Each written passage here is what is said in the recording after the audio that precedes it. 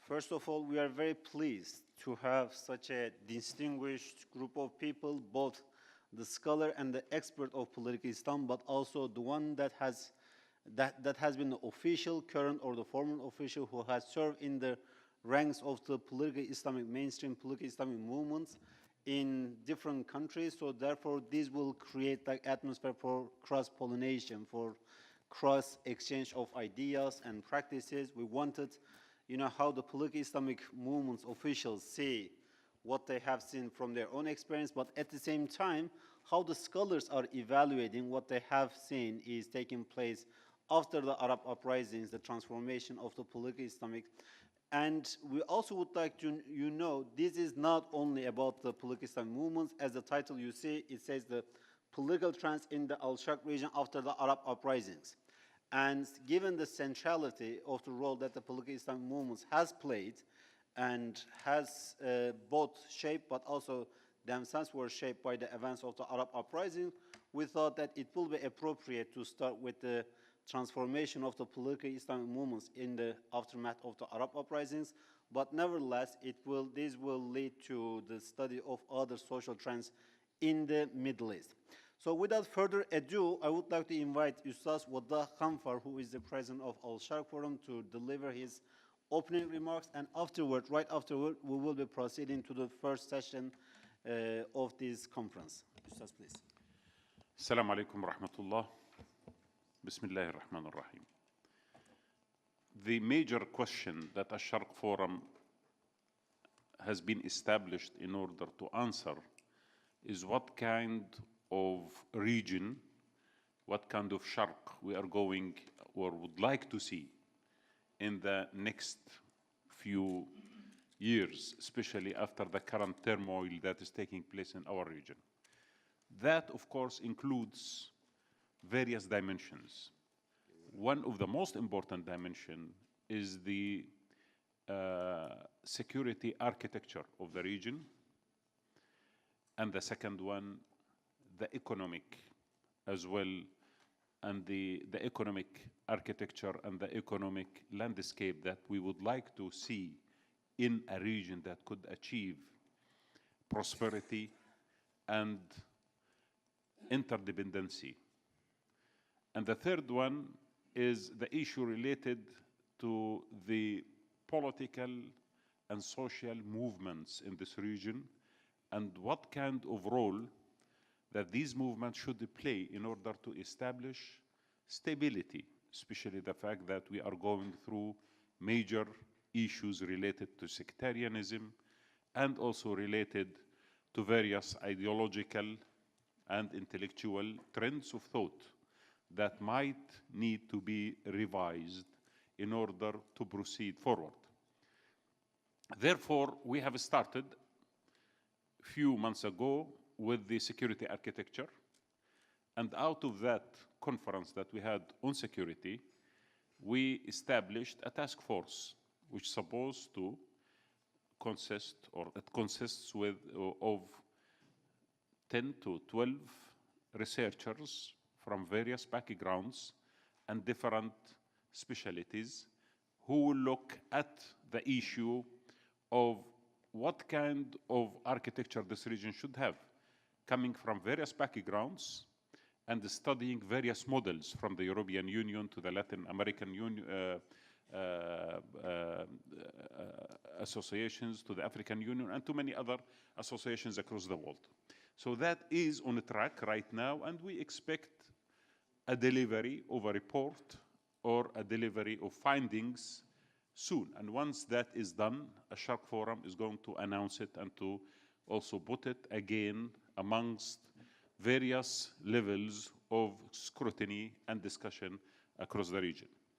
So this is the second track that we are establishing today, the track of studying the political movements in the region.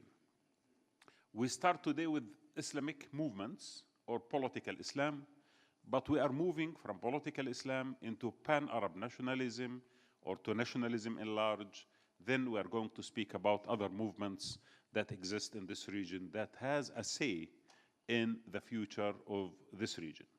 The question before us is to what extent the political Islam trend, and when you speak about political Islam, we refer to those movements who accept to be part of the political game in the region, those who accepted democracy and accepted to share power with others and to become part of the transformation in this region. To what extent this trend, after the current crisis that we are going through, and after the counter-revolutions in the Arab world as well, to what extent they are thinking of the future and what form of future they are thinking about. Is there a necessity to introduce new concepts, new techniques, new ideas about our reality? To what extent we can revise, reform, transform, and proceed forward for a future that could achieve some stability for all of us. So this question is before us today. The result of our conference today is to come up again with a task force. And that task force is going to map down all the issues and try to find some answers, and also to share with everyone, again, the findings of it so we can proceed to other tracks later on. Political Islam as a phenomena emerged almost 100 years ago. It did emerge with the major transformation that our region went through. The First World War, Sykes-Picot, and Balfour Declaration, and all these kind of turning points in our geopolitical and political reality in the Middle East. So political Islam came basically during that particular era. Now 100 years have passed, and we believe that in 100 years it is enough to evaluate, to discuss, to think about, and maybe to suggest and to map out certain kind of routes and ideas that could proceed forward. So there is an amount of reflection which is supposed to be done about the experience itself, the ups and downs of it, the contribution and the lack of contribution of it, the politicization and the social element of it, but also there is much to be said about the future. How do we read the future? How do we maybe introduce major concepts within the paradigms and the ideologies of Islamic movements in order to be prepared for the needs of the future? Because as you may have noticed, political Islam as a phenomena is not an accomplished project. It is a project that evolves with time, like any other major trend of thought. And therefore, reality becomes one of the most important agents of change within that particular trend or within any trend that's trying to deal with reality. So this day, in my opinion, is important and exciting because it does bring together people who are actively involved on the ground, leaders of Islamic movements from across the region and various backgrounds. And it does bring together as well researchers and people who are interested in this particular phenomena, and they would like to maybe have that kind of evaluation and discussion, and maybe they have even the distance necessary to give ideas and thoughts and evaluation. So this is a good gathering of two kind of people, which in my opinion is going to produce magnificent ideas, at least by the end of the day, which could enable us at the Sharq Forum to kickstart a task force which might really come up with very interesting findings about political Islam and the future of political Islam. I thank all of you for attending this meeting, and I hope that you continue with us in a Sharq Forum building this project, which is at this moment in time a project that has one principal idea: how collectively all of us, various nationalities and sects and madhabs in this region, could build a collective future, a future that achieves political stability and economic prosperity for every citizen of this region, which we call Sharq. Thank you very much. Thank you very much, Ustaz Wadda Khanfar. Well, actually, these give us extra 15 minutes that we can add to our sessions. Given that we have 6 speakers, these are good things. Normally, I mean, we have the list of speakers in front of us, but how I would like to start is, I would like to first start with the countries that has experienced the Arab Springs and the one that has both the political Islamic movements that shaped and were shaped by the events in these countries, and these are Tunisia and Egypt. These 2 countries perhaps were the countries that we have talked the most about, I mean, next to Syria and others, during the course of the Arab Springs. And particularly, it's very important for them to how they make sense of the new reality, what the new reality that they see in the region, what are the features of it, and how the political Islamic movements of these countries try to adapt to it or try to shape to it. So without further ado, I would like to invite Ustaz Ali Laret to deliver 8 minutes for the first round. I would like to everyone to confine it to 8 minutes, and then afterward we'll have a Q&A sessions. Ustaz, please. There is translation, the Arabic and English translation, and it's in front of you, all of you.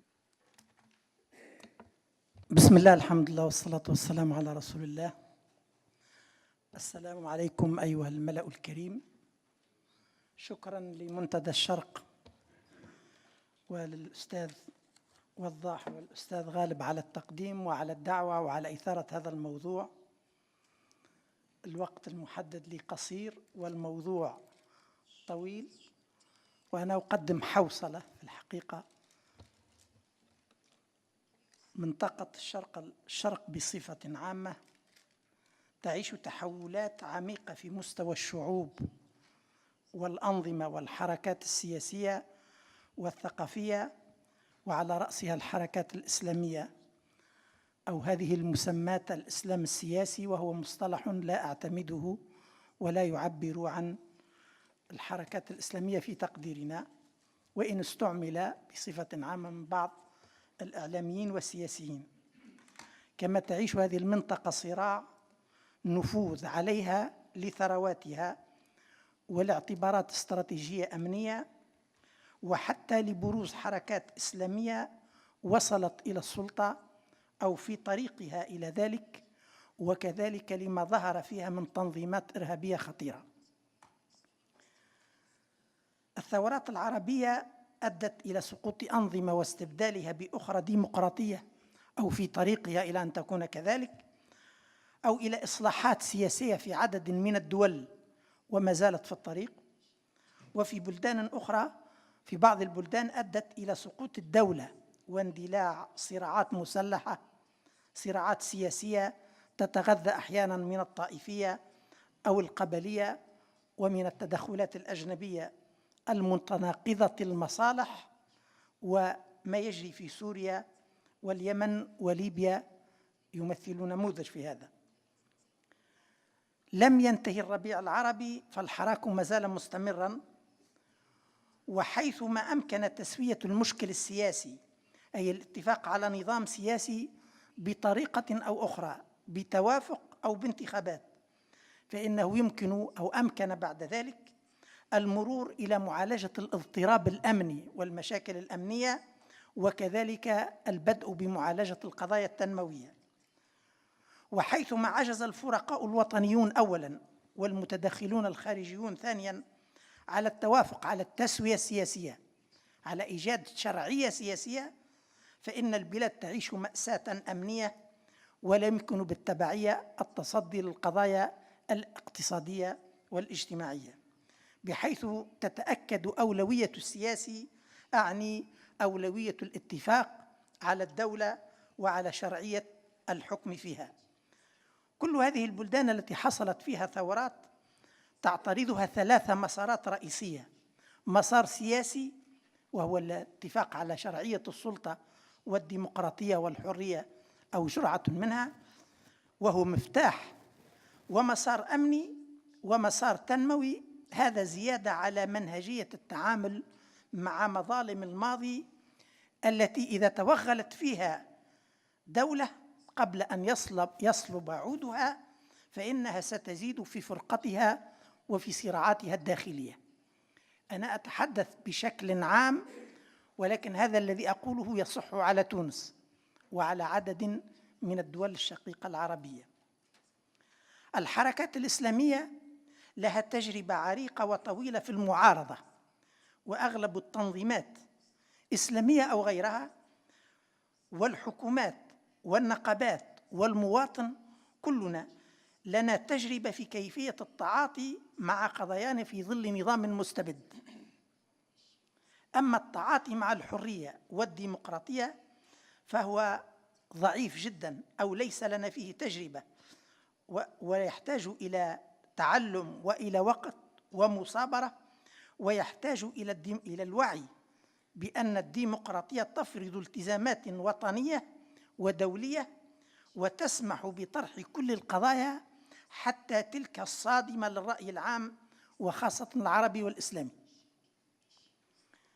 الحركات الإسلامية وجدت نفسها تمر بسرعة من وضع يغلب على خططها فيه النضال من أجل البقاء، تونس مثالا، أو البحث على الانتشار أي الدعوة والتربية والتواجد في النقابات والجمعيات، إلى وضع تقود فيه السلطة أو هي شريكة فيها مع غيرها أو تتهيأ لتولي السلطة، في وضع مطلوب منها فيه تقديم رؤيتها وبرنامجها في إدارة الدولة في مرحلة متأزمة سياسياً أمنياً وتنموياً، وفي مرحلة تطلب فيها الجماهير مطالب لا تتحملها طاقة البلاد، وفي وقت قصير فرض عليها بين ظفرين هذه الحركات الإسلامية أن تنتقل قيادة وقاعدة وبرنامجا وهياكل، أن تنتقل من التركيز على العقيدة والتربية إلى التركيز على السياسة والدولة أي الحكم، من البعد الأممي ودولة الخلافة إلى الدولة القطرية أو الوطنية، من أولوية الدعوة والتربية إلى أولوية تقديم الخدمات وبرامج التنمية، من الحقوق المستمدة من أخوة الدين إلى الحقوق المبنية على المواطنة أي الاشتراك في امتلاك الوطن، من النظام المستبد من النظام المستند إلى فهم في الدين إلى النظام الديمقراطي، من التقسيم الذي فيه أثر للدين ربما مسلم غير مسلم إلى آخره إلى تقسيم ديمقراطي أو مستبد وتقسيم فقير أو غني، من مصطلح الدولة الإسلامية إلى مصطلح الدولة الديمقراطية أو الدولة المدنية الديمقراطية. وكل هذه القضايا فيها من التناقض، فيها المتناقض وفيها غير المتناقض، ولكنه يحتاج إلى نظر وتعميق.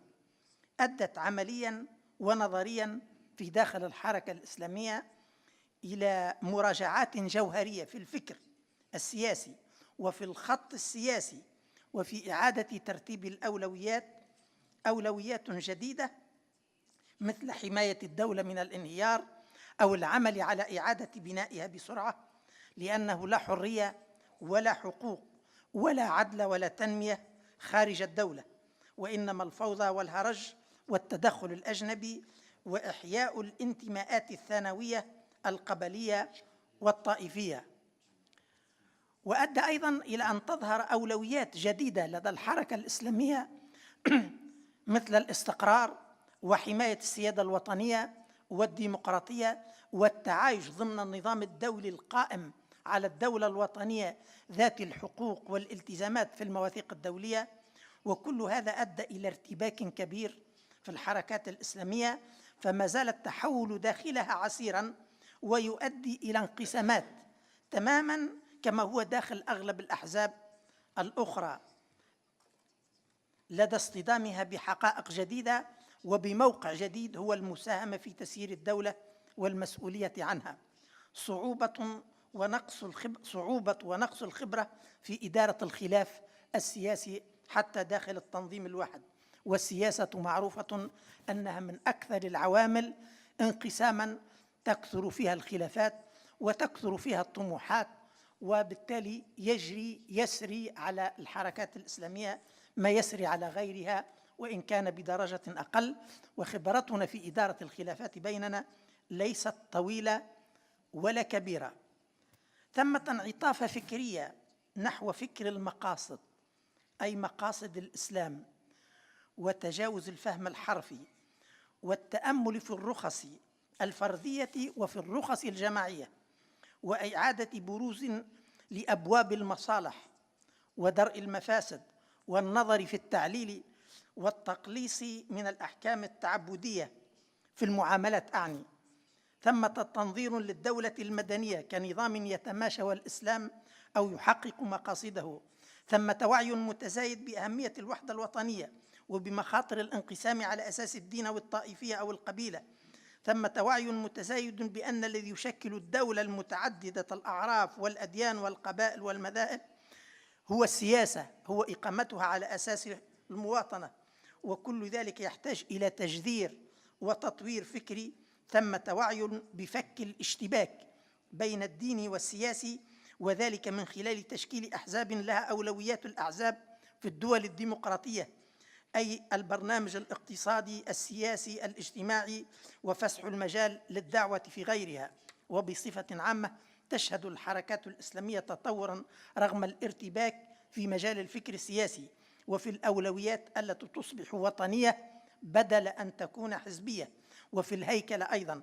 وتشهد توجهاً يساعد هذه الحركات تدريجياً على تحقيق تطبيع وضعها مع الدولة التي عاشت معها في عداء، ومع النخب، ومع الإدارة، ومع مجمل مؤسسات الدولة، ومع الدول الإقليمية، ومع العالم، لتبدد الشبهات والمخاوف ولتثبت أنها طرف وطني مسؤول يمكن التعامل معه والاطمئنان إليه والبناء معه. وهذا مسار سيأخذ وقتاً ويحتاج إلى رجاله أيضاً.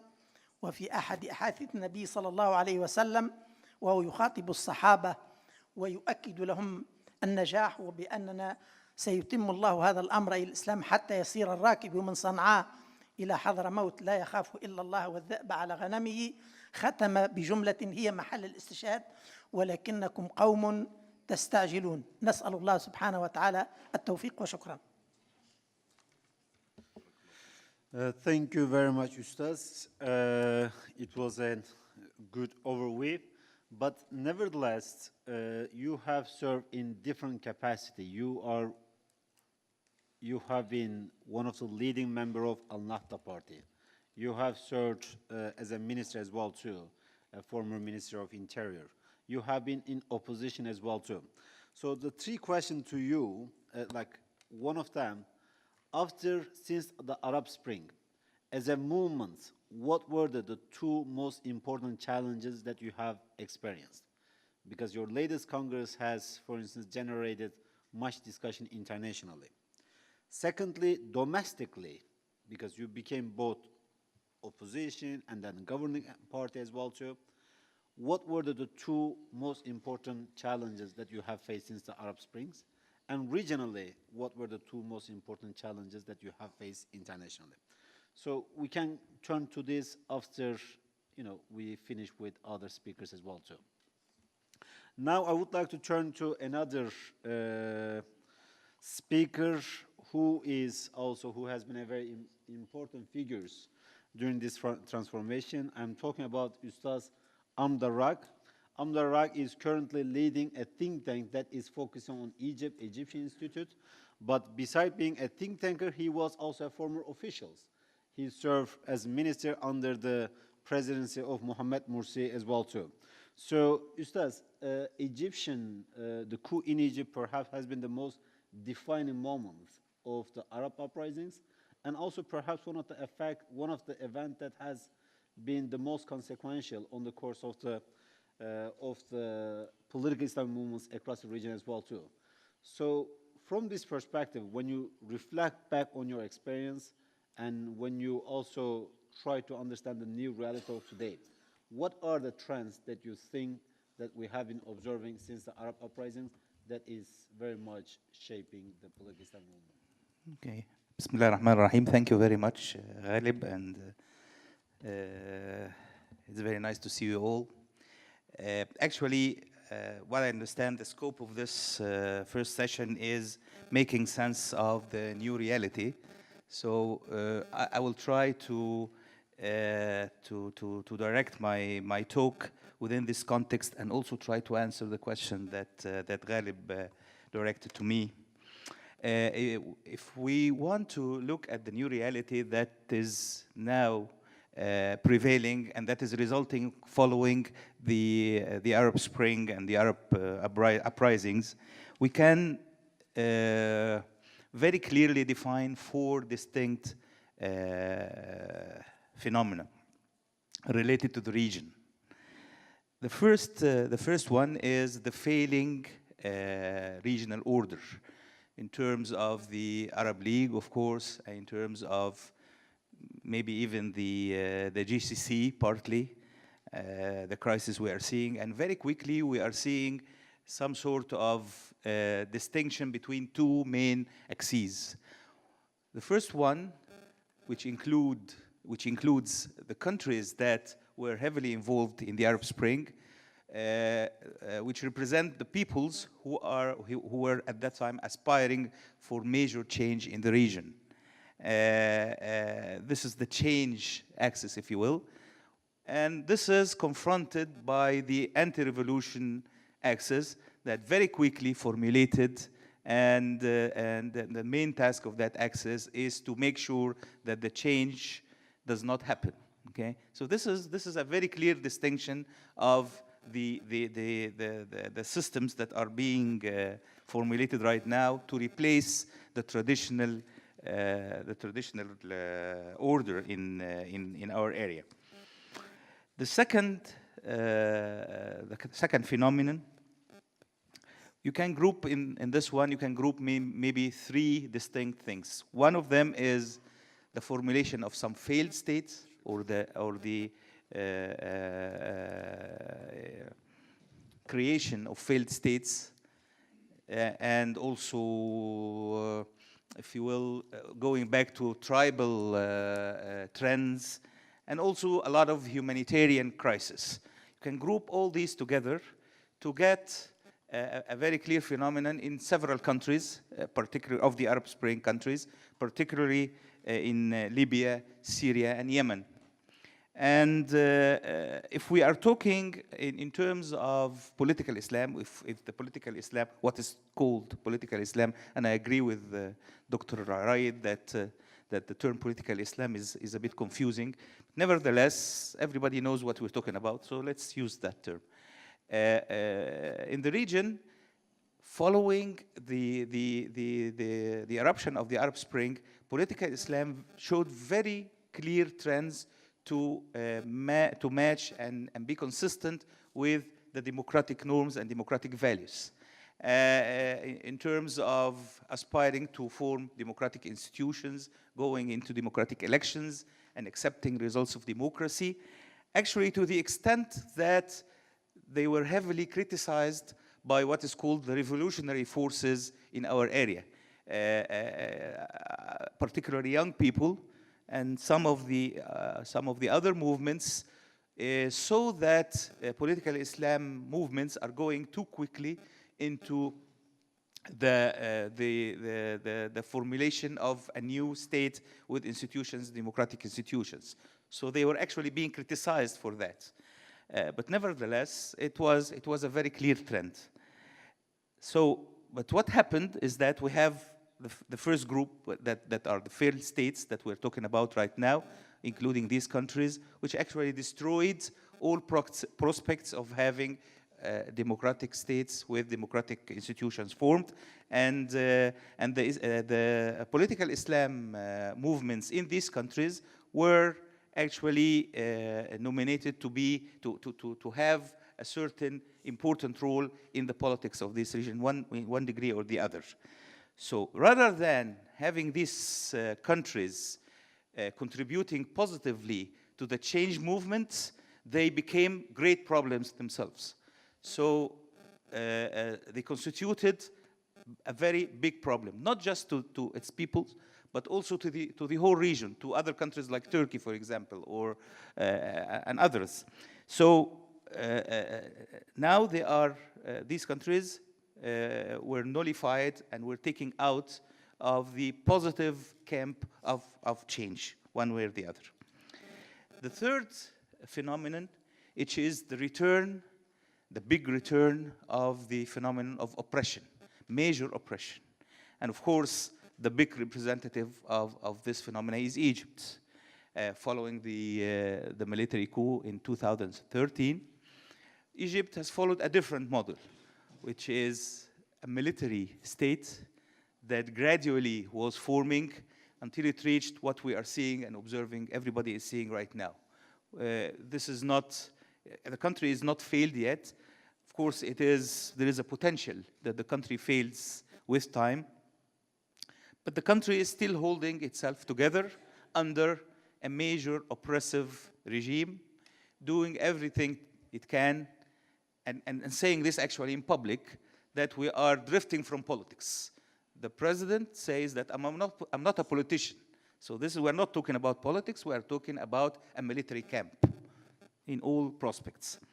So this resulted in taking Egypt, again, taking another major player from the Arab Spring countries, which is Egypt. Actually, it could be, not because I'm an Egyptian, but because this is reality, Egypt could be the most important country in this context due to its effects that we have always experienced. So rather than just taking Egypt out of the Arab Spring camp, like the other countries, actually Egypt joined the other camp, the anti-revolution camp. So this is a double loss for the change process. All the capabilities and all of the weight of Egypt moved from change aspiration into anti-revolution. So now, and being an Egyptian, I have a problem, okay? If somebody doesn't know me, who doesn't know if I'm representing the anti-revolution or I'm representing the Arab Spring. Of course, I'm for the Arab Spring, but now if you say Egypt, this is, you don't really know where it is. So this is the third phenomenon. The fourth one, of course, is the sectarian conflicts. And the most important one is the developing conflict, the Shia-Sunni conflict.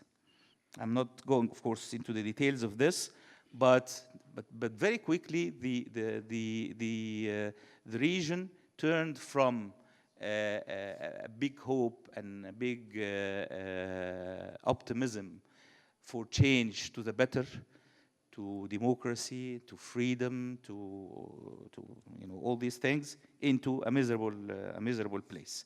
And the result of this is, of course, is twofold. Some parties made considerable loss, and some others made considerable gains.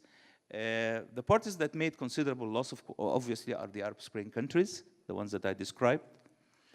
And those who made considerable gain, number one, of course, of them is Israel. Israel is in a very good position, strategic position now, freeing itself from all headaches and fears of the countries that used to constitute threat to it.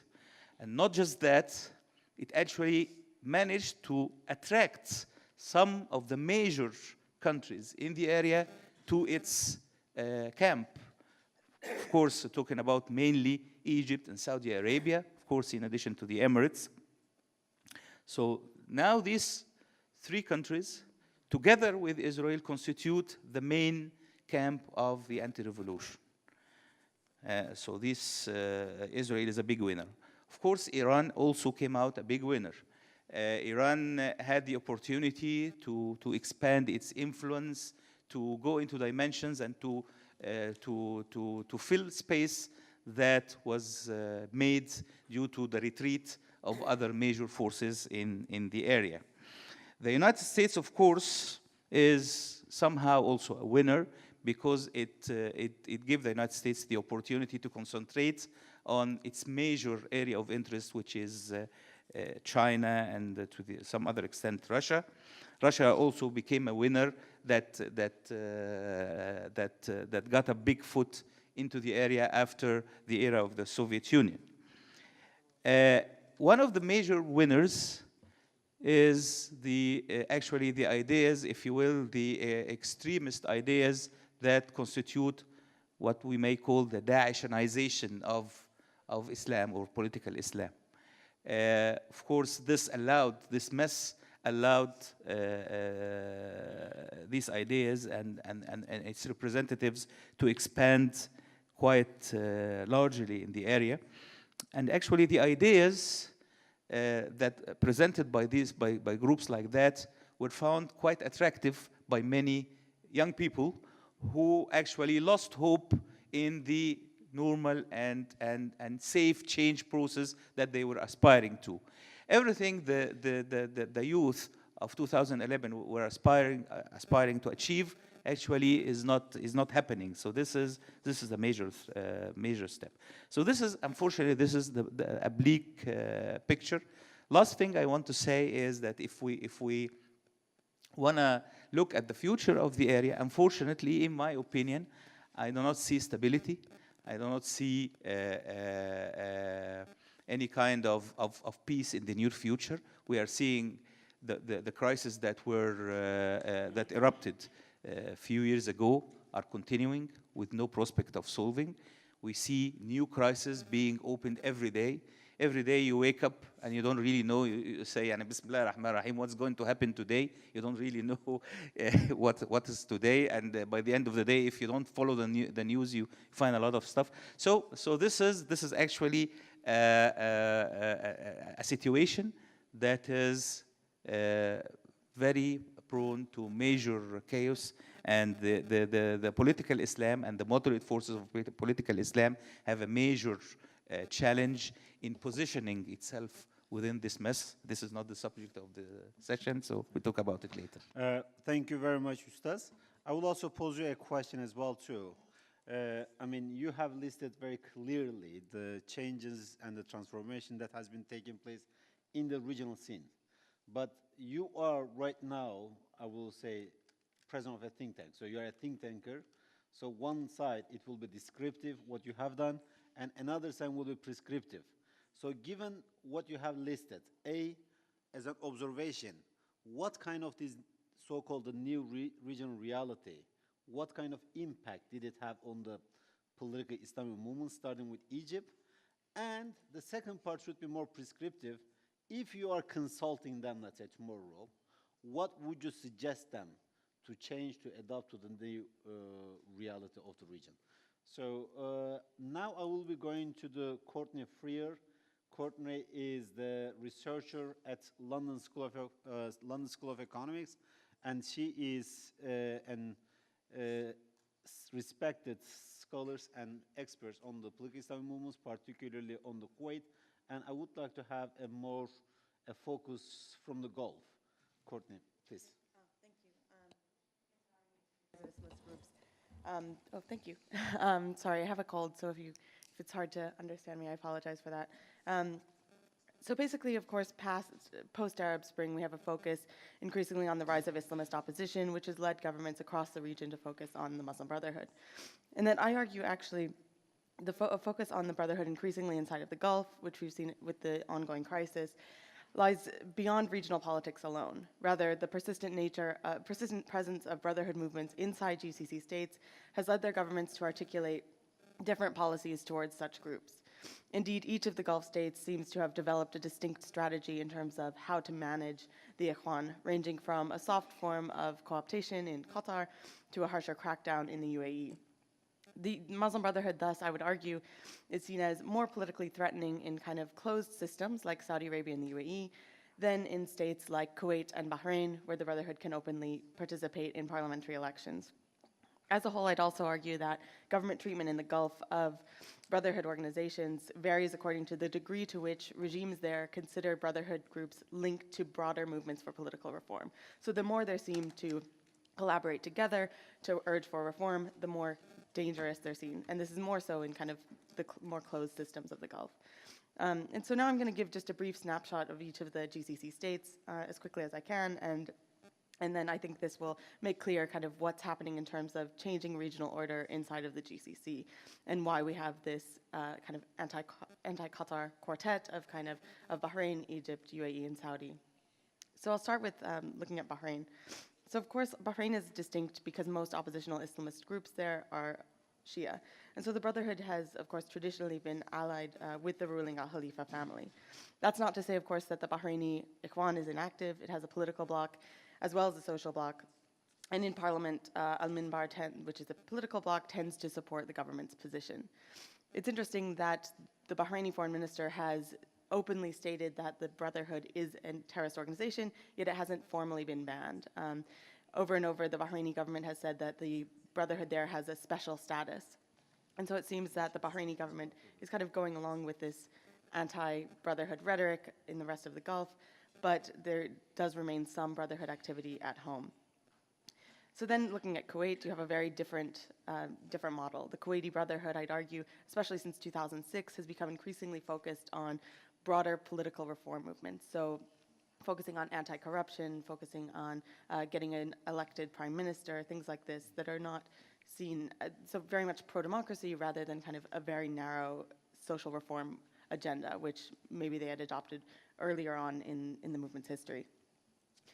Because the Kuwaiti Brotherhood has been in parliament for so long, I'd say the government there is not really concerned about its potential to disrupt things. And so the Kuwaiti Brotherhood has managed to maintain its presence inside of parliament, and where we have seen kind of limited crackdown, it's not been focused on Islamists, but rather on kind of where the broader opposition movement is seen to have gone too far. So, for instance, changes in the electoral law in 2012, which were considered to disadvantage oppositional groups, led to an opposition-wide boycott for 4 years, which included the Muslim Brotherhood.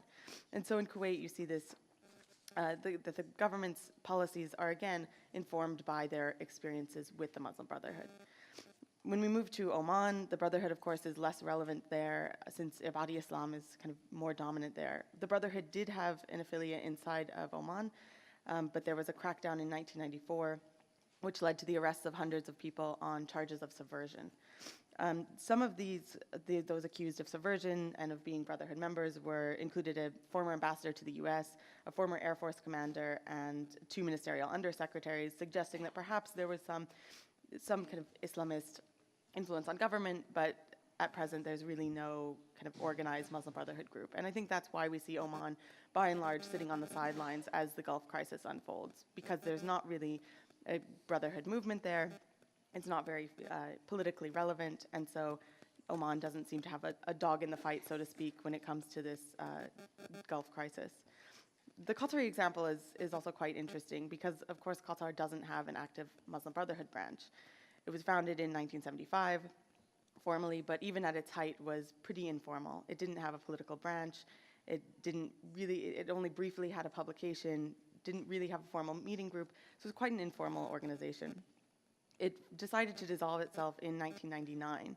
And of course, during the period it was active, it was not very oppositional towards the government.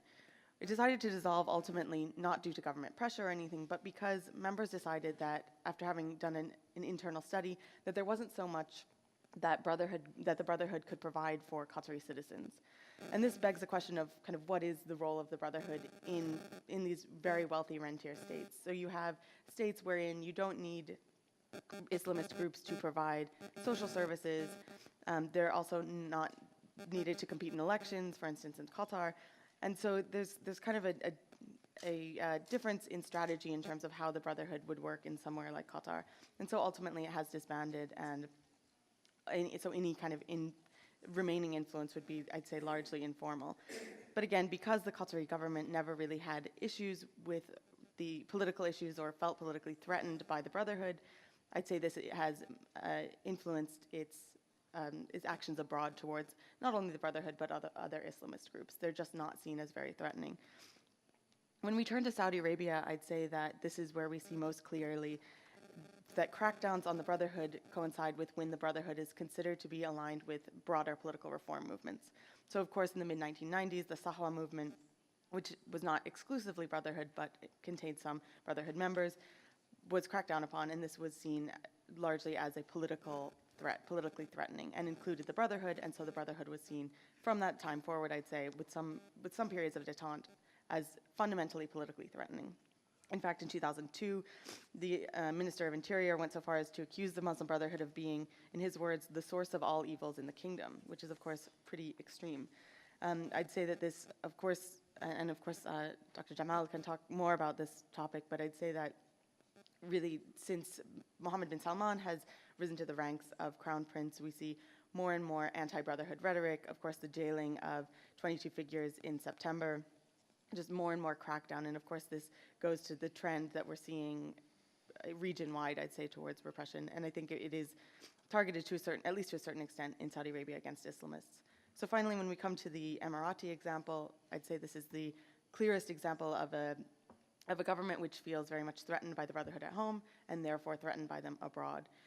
So the Brotherhood was established there in 1974, and effectively was shut down in 2012 with the arrest of about 100 members of Islah, which was a Brotherhood affiliate inside of the UAE. During the period that Islah was active, it wasn't terribly politically organized. Of course, it's difficult inside of the UAE because of the lack of parliamentary elections.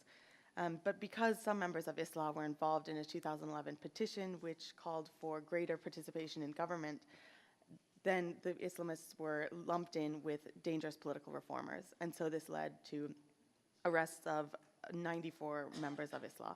They were seen as threatening because of their links to the political reform movement, again, as we saw in Saudi Arabia.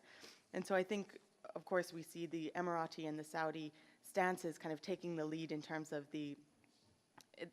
what we're seeing in the Gulf crisis, especially in terms of isolating Qatar on grounds that it has supported Islamist movements unduly.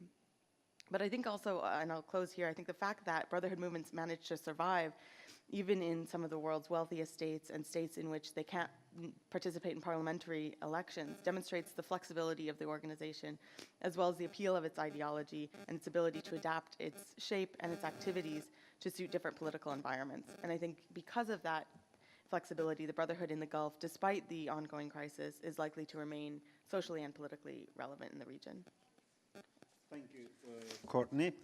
Courtney, just a question to you as well, too. I mean, in recent years, Emirates and Saudi Arabia has essentially waged a crusade on political Islam across the region. I mean, it led a region-wide counter-revolution movement. It's spearheaded an international campaign, and actually, particularly for the Emirates, given the the perceived or the real threat that political Islam posed to the Emirates, which, to my judgment, is not very significant, and the level of resources that they have spent to fight these so-called threats, like billions of dollars, campaign, military activities, it just seems like a bit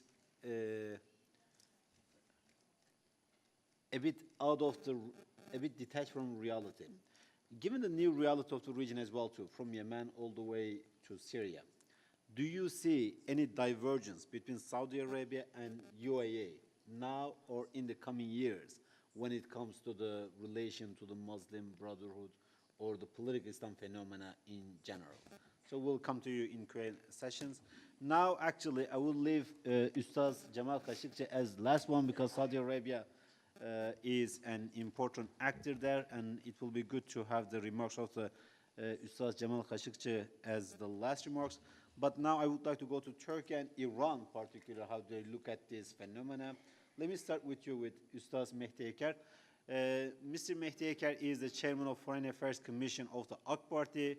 He was among one of the longest serving minister during the AK Party's tenure, AK Party's period in power.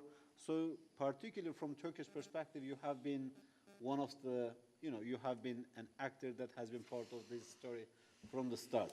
When you look at the region from Turkey, how do you see the new reality that is shaping up and how the political Islamic movements are adapting to it and should adapt to it? Thank you. Bismillah ar-Rahman ar-Rahim. Sabah al-Khair. I would like to welcome you all to this beautiful city of Istanbul.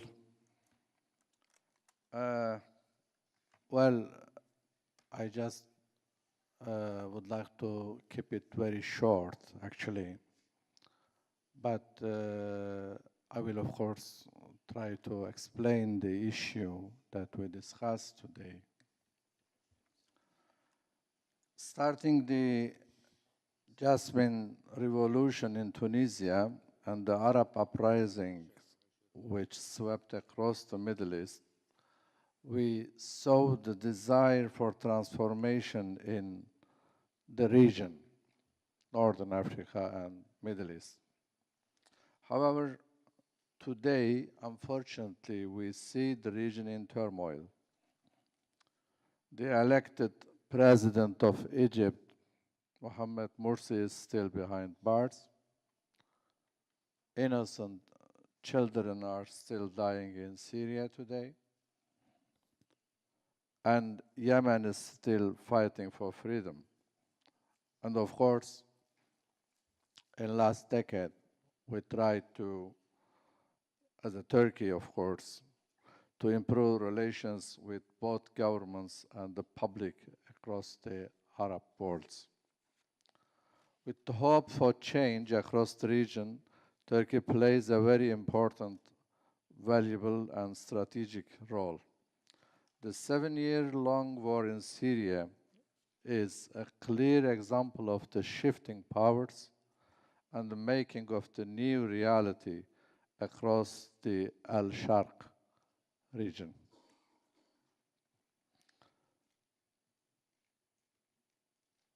Today, we discuss the reality and what might happen, what will happen, and what can we solve the issue, people of this region.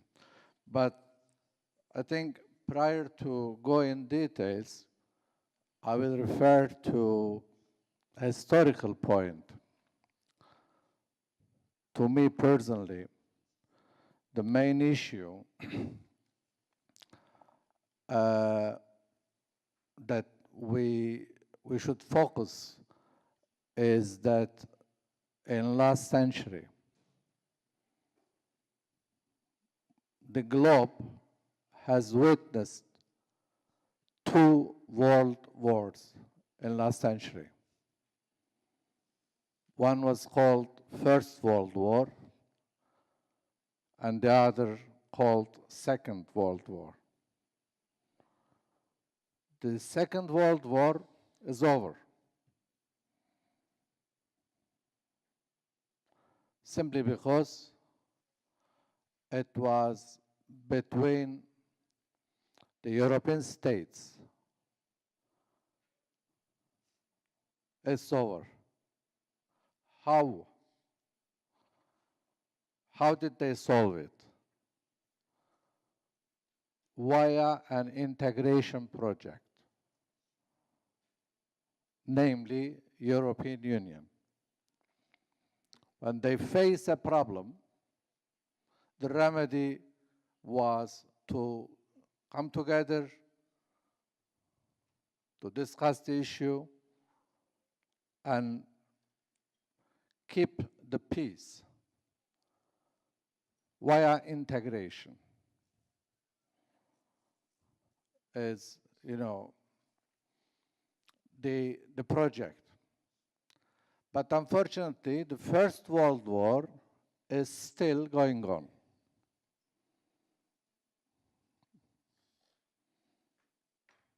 That is the issue. The aim was the whole Middle East, Northern Africa, and I would say the Muslim world, targeting the, soft power institutions and all these, issues.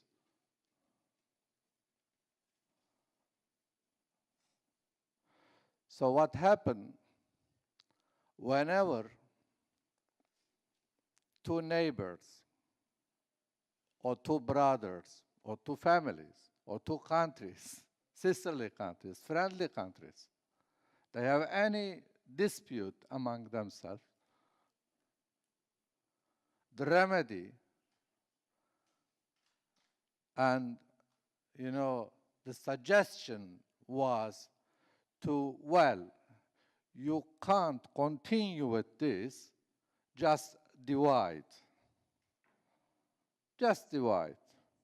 So for the Middle Eastern countries, for any Muslim world country, the suggestion was fragmentation instead of integration.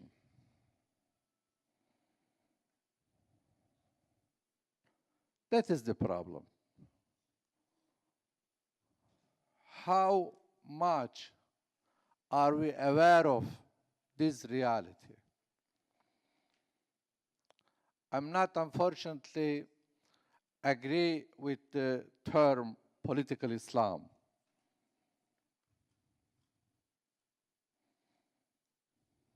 What does it mean? Do we talk about the political Christianity? No. If we just mention about the historical values, the civilizational values, the source of culture, the values that shaped our past, our history, our society.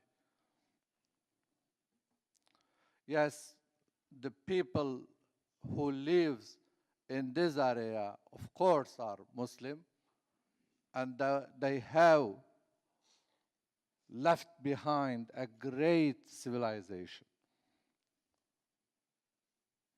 So that is the treasure of, the asset of this geography. So we have to refer these values in order to solve our daily issues and problems. So if it is Islam, then yes.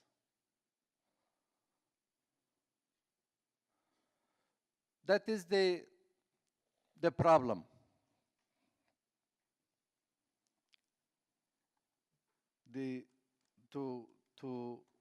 To clear this area of, conceptual framework.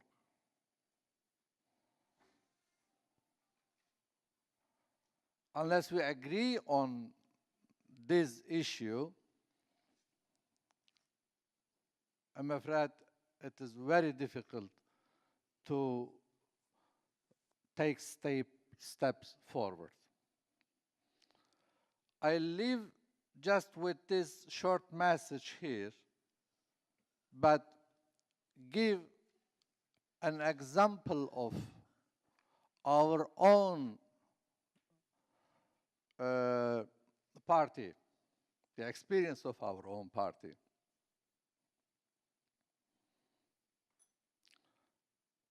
I am member of Sharq Party from the very beginning of the establishment of the party. I have been involved in writing the program and in practice and so on. I've been elected as a member of parliament for 4 consecutive terms, and I have served as Food and Agriculture Minister of Government in 4 consecutive governments. So I know the experience. I know in Turkey how did we tackle the issue of fragmentation, and I saw the topics here that, referred by the paper, the tribalism, the sectarianism, and all other issues. So how to combine our own values that taken from our civilization, our Islamic civilization. Pluralism that has been experienced in the real sense, in the real term, throughout history for over more than 1 millennium. Even the human rights, pluralism, and so many values. So how can we combine all these, our natural and domestic values from our history, from our belief, from our, culture, with those of actually popular nowadays, I mean universally, what you call them, universal values of European Union. Democracy, human rights, rule of law, free economy, and pluralism. And unfortunately, we've been witnessing that it's very sad to say that this pluralism, for instance, is not working very well. As we've been witnessing xenophobia, Islamophobia, and others, mostly in European countries. As a political party, when we established, of course, we had some political parties in Turkey,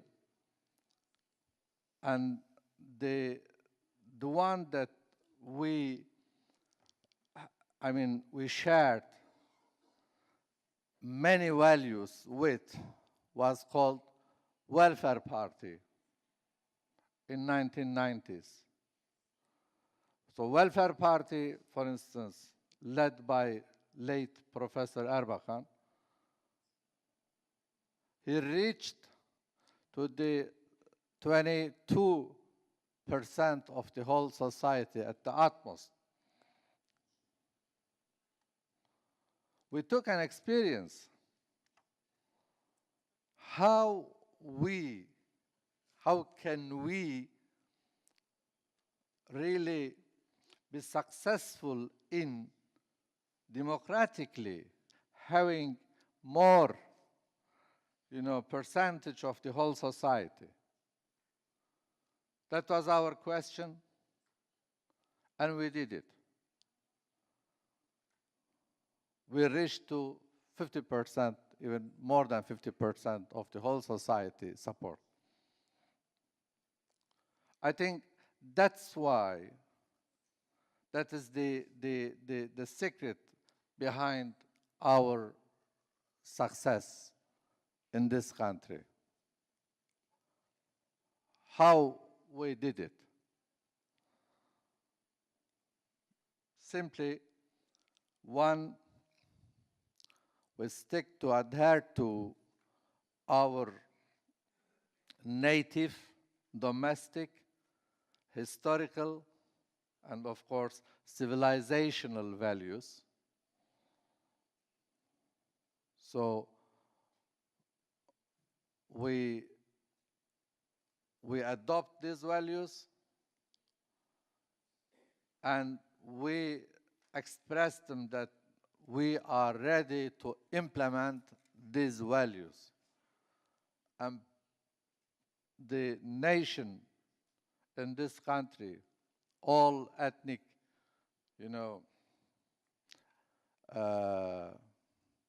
populations in this country, because we inherited an empire. So we say in Turkish, we have 72 different, ethnic groups and cultures. So we get them together. That is the issue. Of course, we believe that we can implement and expand the same perception to the rest of world, the same perception with the same values, because we, in all area of Middle East and North Africa and Caucasian and Balkan, in all this area, we implement all these values. We can do it in the next century as well. Thank you. Thank you very much. I think what's the two very important points that you have emphasized was the Second World War gave birth to new institution and function regional order, first in Europe, but also overall in the Western sphere in general. But the First World War, the fact that it has not given birth to a new regional order, new institution, and a functioning framework, particularly in our part of the world, it's unfortunately has not finished yet. Maybe the military aspect of it has finished, but the political aspect of it has not finished. That was important questions. But the question that comes to my mind, because this fragmentation and integration dilemma, as a value integration, almost all major trends of the regions are preferring the integration, or at least they say publicly that this is one of their goals. But then the framework or the vision that they put in place is almost impossible with this vision to go for an integrative regional schemes. The trouble will be, how can you, create a path towards further integration in the region, given the fact almost all major actors, their policy culminates in further disintegration and further divergence of the region. So in Q&A session, I would like to come to you. Ustaz Sayyid Muhammad Kazım Sajapur, he is the president of the IPIS in Iran and also deputy foreign minister, and we are very pleased to have you as well too. I mean, Iran perhaps is the best example of a successful revolution. Iran, and it was a revolution of global significance. As a product of a revolution, when you look at the Arab uprisings, what has happened during the uprisings, like first, how these Arab uprisings has affected the Iran's perception of them, and how Iran's policy is shaping this uprising and the future course of this uprising, particularly when it comes to the political Islam. Thank you. Bismillah ar-Rahman ar-Rahim. It's really a pleasure to be here today. I do thank Professor Ghalib and also Dr. Khafnar for inviting me here, and it's a pleasure to be among brothers. What I say today is my own. It's not official, because when you are official, you have to say yes or no, and nothing really deep. In the context of the questions that you have raised in the very good concept paper, I tried to answer one question, that how political Islam, or what I prefer, Muslim activism, because political Islam is subject to interpretation, but I think there is no doubt that there are Muslims who are active in politics. I think it's much better word, how they can be analyzed in the regional context today. And in answering this question, I have three sets of concepts, three baskets of concepts, which I think may be relevant. First is about Iran, second is about the region, and finally is about the normative process, which I think is useful for the future. On Iran, thanks God, today is the 39th anniversary of Iranian Revolution, and Iranian Revolution is entering its 40th year from tomorrow, which I think is a very important issue for Muslim activism, broadly speaking. How we can understand the Iranian Revolution in this context? ABC. A, achievements of Iran. I think achievements of Iran during these 4 decades are significant, but most importantly, what I think is political independence and institutional building, along with what I call modernization from within. And also being able to provide security to its citizens independently and not by reliance on the others. And I think these are great achievements. B, betweenness. I think still Iran is in a betweenness situation, especially what I call a turning point for generational change. There is a generational change, which I think is very important in this concept of betweenness. Finally, my C on understanding Iran is challenges. Iran is facing many challenges, which I think are not exclusive to Iran, but Iran as a state needs to address them. Normative challenges, domestic challenges, maybe the most important one is what we call economic justice or social justice and the challenges of economy. However, what's important about Iran as a lesson is the capacity to deal with challenges and to manage challenges. The challenges have been great, are great, and are going to be great, but I think what's important about Iran is its capability and capacity building in a broader sense of crisis management and also managing the challenges. Now, let me go to the region. How we can understand the region. Again, ABC, I think today our region, Sharq, which I prefer to any other concepts about this region.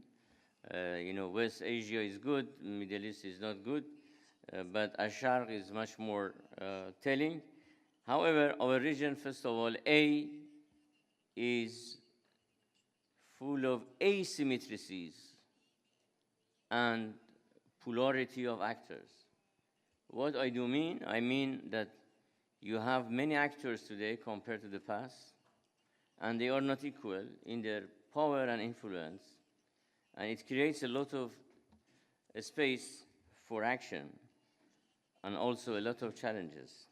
B, I think the region is in a state of bewilderness and ambiguity. I don't call it transition per se. There are at least 3 components to this bewilderness and ambiguity. One is international actors. Who knows what the United States is going to do in this region? Is it a new war? Is it withdrawal? Is it a combination of it? How the other international actors are going to do? The second is regional. I think regional actors these days are more important than international actors. And there is more space for regional actors to play. And finally, national actors, which are not on the exactly on the same size of regional players, they also matter. But what it has created is a space, greater space of ambiguity, and instability is part of this ambiguity. Yes, but the region is not going to be stay in the same format. My C on the region is competition. Competition in both classical and modern way. Classical, yes, we have balance of power, the search for power, and so on and so forth. But I think there is a competition on narratives. Narratives are highly competed these days in our region. Even today, which was very interesting to hear, just right now, narrative on World War I, World War II. I mean, these are new narratives on the region. I'm not going to side on these narratives, but I think the competition on narratives is highly important for understanding the region. Taking all this to account, let me go to my third, which is on the political Muslim activism and how I see them. Again, ABC, my A is actorship. I think there is no doubt that Muslims have become politically activists and nobody can deny them. Yes, there are a lot of, as we heard right now, a big suppression and dictatorship here and there, but I think Muslim activism is there, alive, everywhere, and this is not going to die. And clearly, this Muslim activism is a response to external hegemony, to domestic dictatorship, and also return to values and identity, to Islamic roots, to how we see our values. And I think, regardless of all fluctuations, this actorship will remain in different ways. My B would be buildership. I think political activism in the Muslim world needs to build itself, but also to build on different aspects. First is building concepts and relate them to reality. The concept of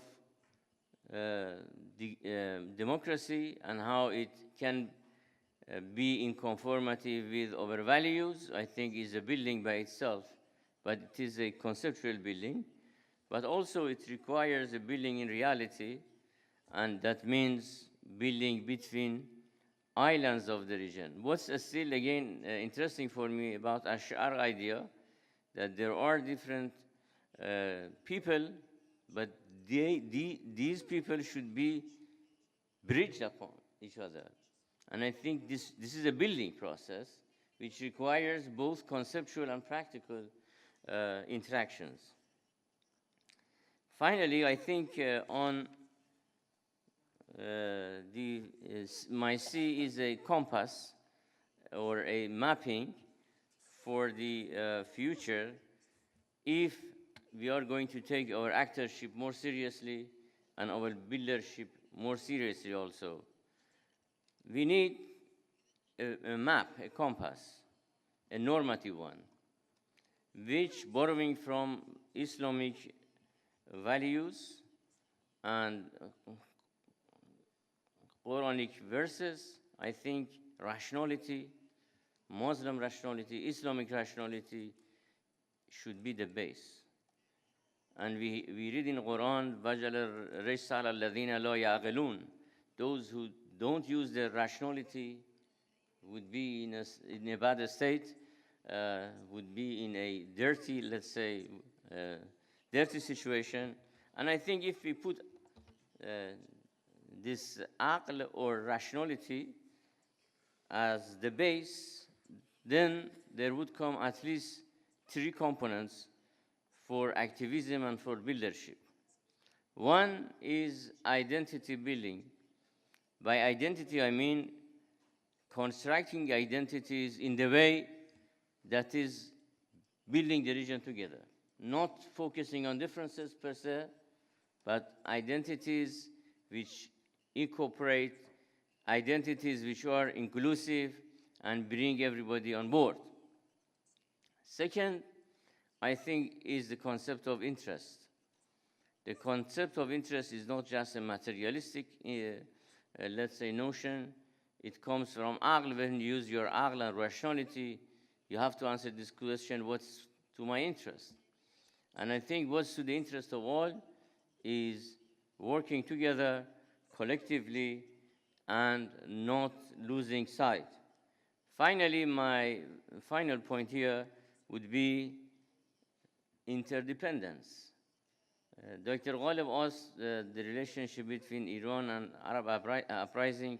I think nothing in this region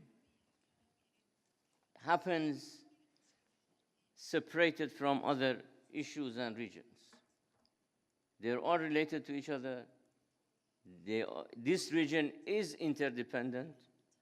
Yes, people may not see each other face by face, but I think the flow of ideas, images, narratives, notions fly so much. And furthermore, along with this conceptual interdependence, economically, we should be more interdependent.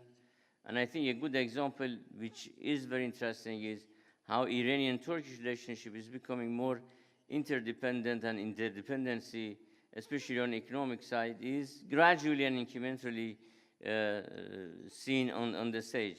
And I think this interdependence also should be on the social side and political side. To end, first of all, I think Iran is a good example. I don't mean it is an example to be followed by any other cases, but I think the values that Iran stands for during the last 4 decades still are valid. You know, we made a revolution based on a three-part motto: Istiqlal, Azadi, Jumhuriya Islami, which means independence, liberty, and Islamic governance, or Islamic republic. And I think the values are important, as the French Revolution motto still is valid and is echoing in the French politics: égalité, fraternité, and equalité. I think Iran is a player, remains a player, and regardless of the challenges, I think would be a part of this region, a part of Sharq, and Sharq. Iran needs Sharq, and Sharq needs Iran in this respect. Second, I think the region is in not a fixated situation. It is in flux. It is in the process of making, and we are, all of us, makers of this region. It is not contingent upon the others. We can make our destiny. My third and final conclusion would be, regardless of all challenges, if we use Muslim rationality and rely upon it, more identification of interests, more clarity in identity, and more independence, interdependence emerge, and we would be in a better situation. I remain hopeful. As a Muslim, I never give up, and I think this is very important to keep in mind, that yes or disappointment has no place in our theology and in practice. Thank you. Thank you very, very much, Professor. It was a very enriching overview. I mean, Iran, as a post-imperial state in a sense, it's acceptable to be very independence-oriented, very sovereignty, attaching a significant value to its sovereignty. And most of the political Islamic movements, despite the fact that they have operated mostly in post-colonial states, but they had in a sense, a post-imperial mindset, because they also had a very significant emphasis on the independence, on region being internally shaped. So in this regard, I see a shared value between Iran and most of these political Islamic movements, that the region needs to be shaped from within and from the regional values as well too. But now we have also 6-7 years of, in a sense, an experience of a revolutionary moment. When you reflect back onto them, as an intellectual, as a professor, first, what is your criticism of political Islamic movements in the regions? What do you think that they have done wrongly or rightly? And secondly, what will be your criticism of Iran when it comes to engaging and approaching these political Islamic movements? And what values or features that should shape the relationship between them from now onward? I will now go to Ustaz Jamal Khashoggi. And Ustaz Jamal Khashoggi is an independent writer, Saudi writer, thinker, and has been writing on this issue very significantly. So, Ustaz, the floor is yours, but particularly the country, the Saudi Arabia, that has been, at the forefront of anti-revolutionary movement. And now, given the new reality in the region, do you see any change in Saudi's calculation and motivation when it comes to political Islamic movements? Bismillah ar-Rahman ar-Rahim. Thank you very much, Ghalib. Thank you. Thanks for a Sharq. Ghalib planned it very well in this panel. He started with the Arab Spring countries, Tunisia and in Egypt, and ended up with the counter-Arab Spring countries, Iran and Saudi Arabia. No. Rejection. The situation is very bad in the region. And what is worst, that no one admits it is bad. The international community, it is not treating the region as it's collapsing. In Europe and America in 70s, starting with the 50s, they formulated an agenda toward Eastern Europe. And they had conferences about Eastern Europe. And they treated Eastern Europe problem as a block. The countries behind the Iron Wall. But nobody is doing that to us in the Arab world. No one is seeing the Arab world is failing. Not only Syria and Yemen and Libya. The whole Arab world is failing. And Europeans, Americans, international community are not looking at that. It's just simply because there are a number of countries in the Arab world who are not really falling, and they have so much money, and they are able to be the power of counter-revolutions and provide lucrative contracts to international communities that you see the French and the Americans and the British not interested in seeing the failures in the Arab world. The active countries in the regions are not working for the true problems of the region, for the true reasons for the anarchy. Who are the active countries in the region? It is countries like Iran, like Saudi Arabia, like Russia, and none of those countries who are even, like the Iranians and the Russians, they even have troops inside Syria. They are not for the values of Arab Spring in Syria. They are not for democracy in Syria. And we saw how the Russians conducted the Sochi conference, which was like a propaganda type conference, not a true solution, peace-seeking solution conference. And that is not encouraging. And I think what the Russians want in Syria, probably the best, is a Chechnya-like solution where there will be stability in a policy state.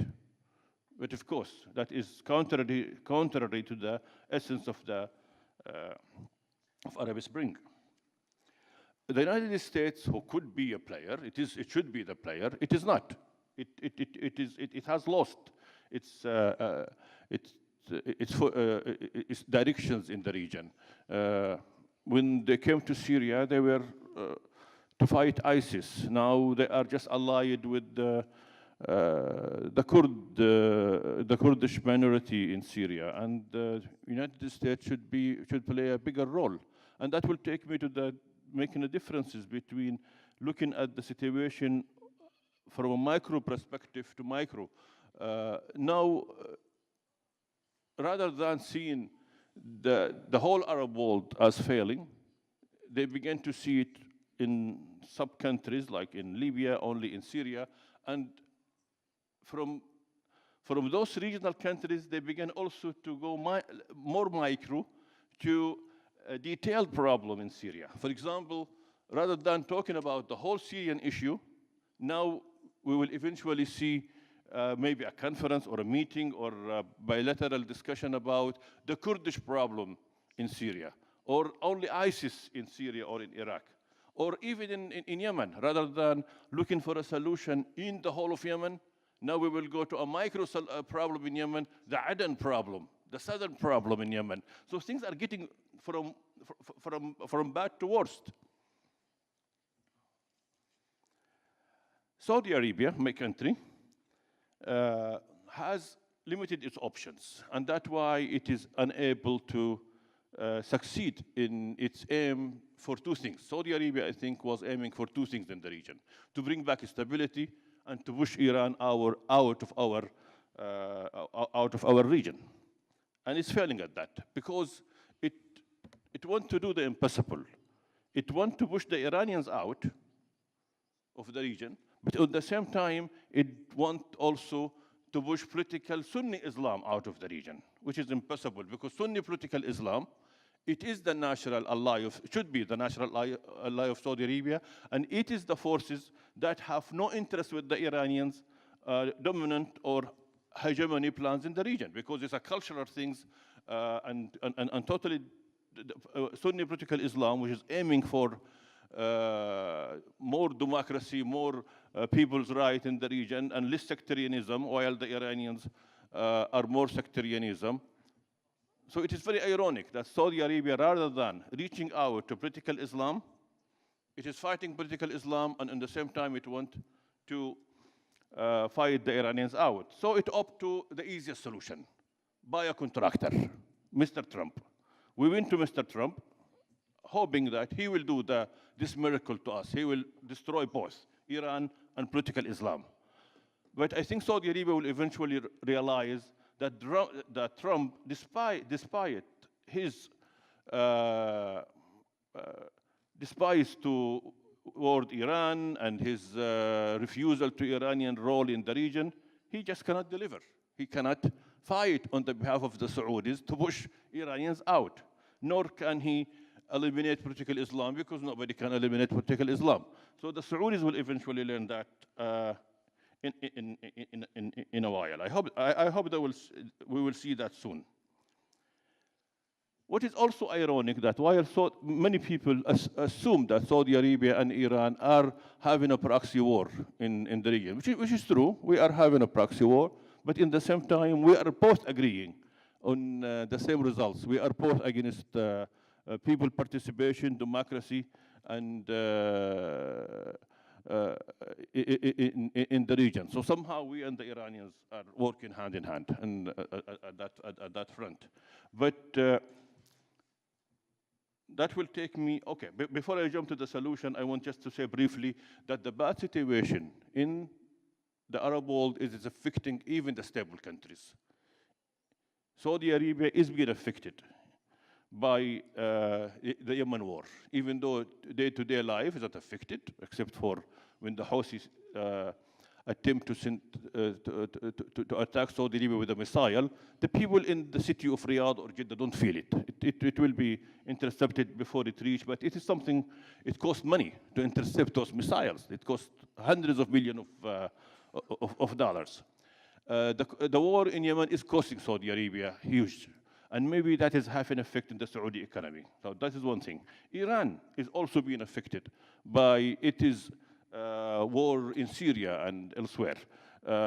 We heard Iranians protesting in the streets and demanding the Iranians out of Syria. And that famous slogan that no Gaza, no Lebanon, Iran is more important. Maybe you can remind us of that slogan that was read in the streets of Tehran recently.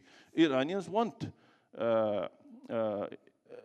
their leader to look more inward, to do a Turkish-like miracle in Iran, to spend more investment on Iran rather than to go into those mid-centric expansionist policy in Syria and elsewhere. And so that this could be a game changer, what is happening today in Iran.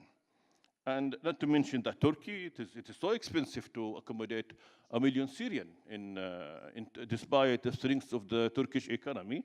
I'm sure the Turks are having difficulty with that. In the next 2 minutes, I will jump into what I think the solution, and I think it is more important what I said previously. Democracy is the solution. You remember that famous slogan, "Al-Islam huwa al-hal." أنا أقول الديمقراطية هي الحل.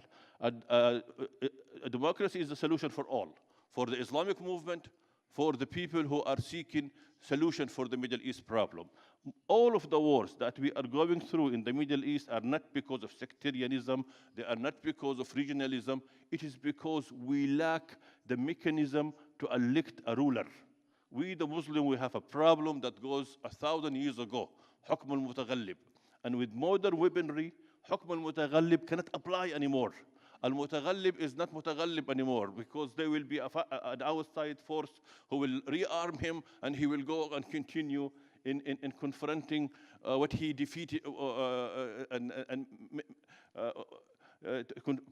confronting his opponent.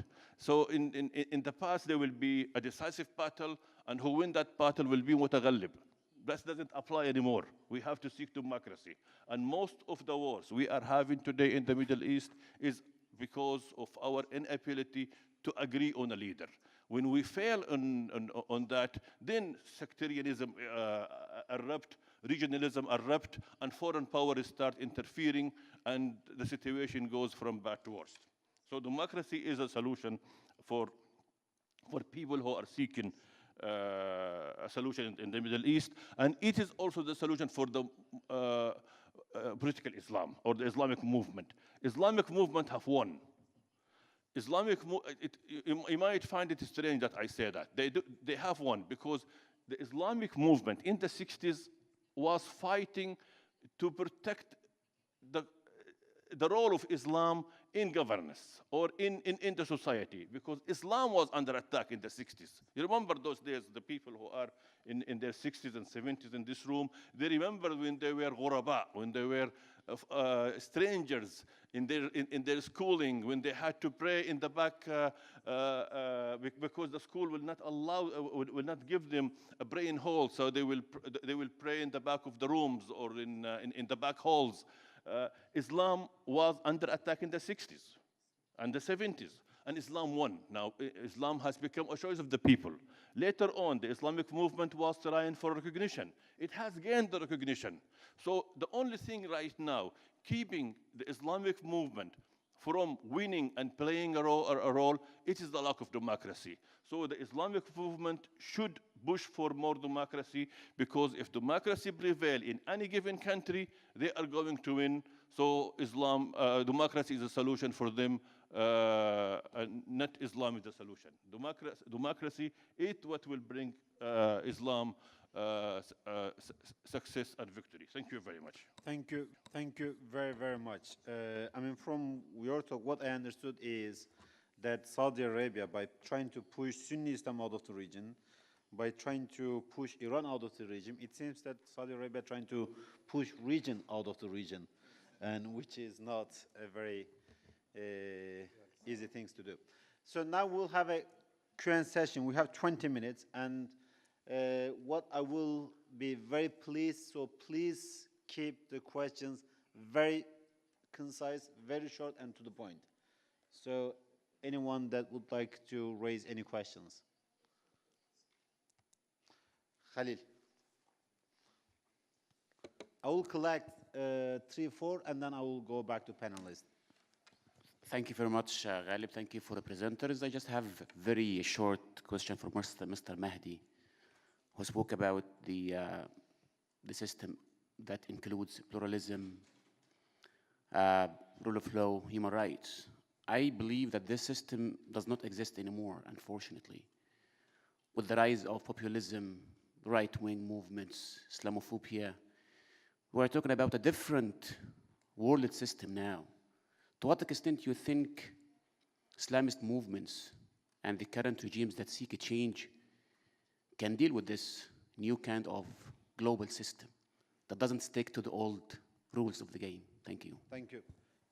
Monica and Ahmed Jam. And my question was also for Mahdi Eker. Thank you all for your great interventions. It was excellent. But I wondered, Mahdi, as someone who's been so involved in AK Party over the years, AK Party is really one of the only Islam-inspired political movements that actually won power democratically and kept it. What would your advice be for other Islam-inspired parties, for example, like Ennahda, or other parties in the future that have managed to get into power once they actually get there and they overcome dictatorship? What's your advice for how they should stay there, build a healthy democracy, a healthy society? Ahmed Usalvi, and then... Thank you.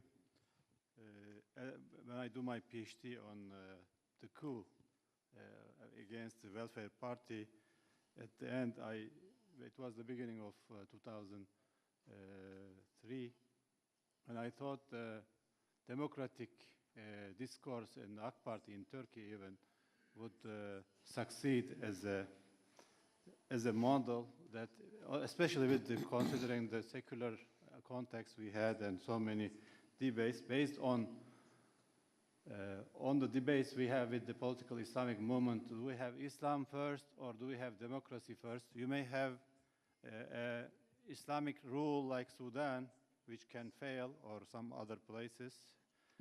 But you can, if you have democracy, you can also incorporate Islamic teaching inside the. So with this experience, I think Tunisia, I want to ask the minister, tourism minister, I think it is,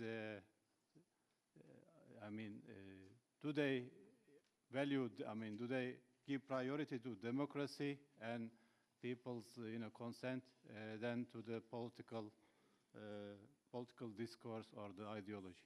Thank you. Ismail Bey. I want to first thank the entirety of the panel for the wonderful interventions. My question goes to Ustaz Jamal Khashoggi. You ended your remarks by introducing a new slogan, "Demokratiya huwa al-hal."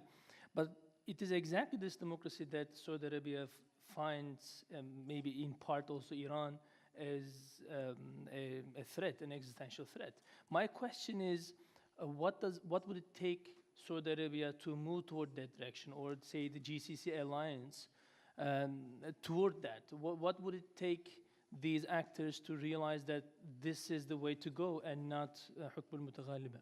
Thank you. Anyone else? I will take one last question if there is, and then I will go to Q&A session. Okay, Usama Bey, and then Mohammed Jamul. In this influx region, which is threatened by the failing of the regions, I think it's like a global failing.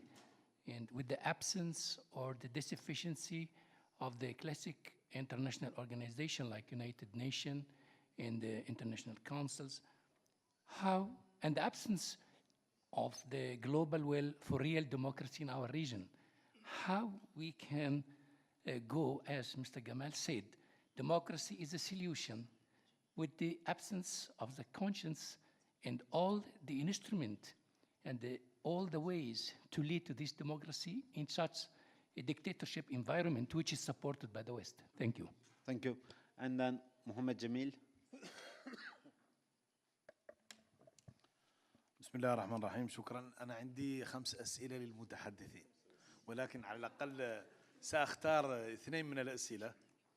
سؤال للمتحدثين الأولين من تونس ومصر، والسؤال للضيف من إيران. فيما يتعلق بالمشروع السياسي لإسلامي تونس ومصر، التجربتين الأبرز في مجال الربيع العربي، إلى أي حد يمكن أن تطمئنوا المهتمين والمتابعين أن هذا المشروع السياسي أصبح مشروعا سياسيا وطنيا جامعا يسع مواطني كل من البلدين؟ في البلدين تعدد ديني وإن كان محدود، تعدد من أنماط مختلفة.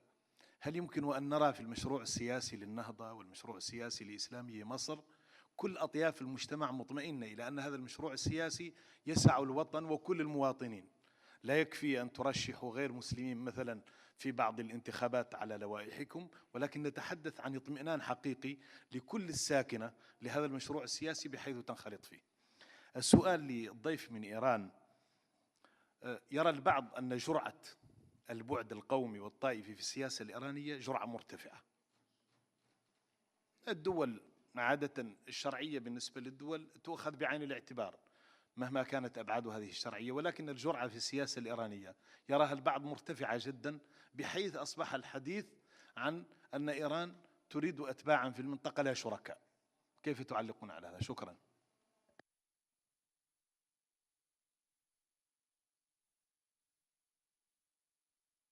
And actually, let's change the reverse. Let's this time start from with Jamal Khashoggi, and we can go that order.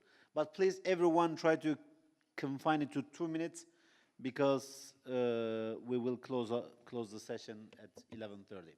Right, very brief. The question was, how would Saudi Arabia change discourse toward its position toward the Arab Spring? I don't know. In common sense says they should have seen the Arab Spring as an opportunity. Actually, when I was writing for Al Hayat newspaper since the beginning of the Arab Spring, and I was urging my country to embrace Arab Spring and see it as a true phenomena that could benefit Saudi Arabia, and Saudi Arabia, it is not threatened by it. But of course, they did not agree with me and with others. And when Saudi Arabia succeeded in bringing down the democracy in Egypt with the coup that brought down Mohammed Morsi, it felt very victorious, and it felt very empowered, and it felt that it can change the course of history. And ever since that, things also have changed throughout the region. And I'm sure even people as far as away as Abdullah bin Kiran in Morocco felt the heavy burden of the coup in Egypt, and everyone else felt it. So again, how would they change? It is a monarchy. Monarchies don't like revolutions. So we should understand where they are coming from. But what probably will make them see reality is the failure of the counter-revolutions regimes. As Sisi has failed. If Sisi succeeded in bringing out an economic miracle to Egypt, the whole world will overlook his bad record of human rights. But the problem, or I don't know if it's a blessing for the, maybe it's a blessing for the opposition, a counter blessing for the Egyptian people. The man is failing. He's failing miserably, and I'm sure Saudi Arabia should see that. But I will end. I coined this slogan that what moves Saudi Arabia in its work or in its policy to Egypt, it is the following: الشيطان ولا الإخوان. It is the devil, not the Ikhwan.